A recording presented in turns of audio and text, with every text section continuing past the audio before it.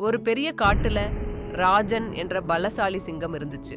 அது ஓய்வா ஒரு நாள் தூங்கிக்கிட்டு இருந்த போது ஒரு சின்ன சுண்டெலி அது மேல ஏறி விளையாட ஆரம்பிச்சுது. சிங்கம் கோபமாகி சுண்டெலியை பிடிச்சு, என்னுடைய தூக்கத்தை கெடுத்த உன்னை கொல்லப் போறேன்னு கர்ஜிச்சது. சுண்டெலி பயந்து நடுங்கி, மன்னா என்னை விட்டுடுங்க, சின்னவனா இருந்தாலும் ஒரு நாள் நான் உங்களுக்கு நிச்சயம் உதவி செய்வேன் என்று கெஞ்சிச்சு. சிங்கம் சிரிச்சுக்கிட்டே, நீ எனக்கு உதவ போறியா அன்னு கேலி பண்ணி சுண்டெலிய பரிதாபப்பட்டு விட்டுடுச்சு. சில நாட்கள் கழித்து சிங்கம் ஒரு வேடன் வச்ச வலைக்குள்ள மாட்டிக்கிச்சு. அதால வலையை அறுக்கவே முடியல. சிங்கம் உதவி கேட்டு சத்தம் போட்டது. சிங்கத்தோட சத்தம் கேட்டு அதே சுண்டெலி ஓடி வந்துச்சு. அது தன் கூர்மையான பற்களால வலையோட கயிறுகளை எல்லாம் சீக்கிரம் கட் பண்ணி சிங்கத்தை விடுவிச்சது.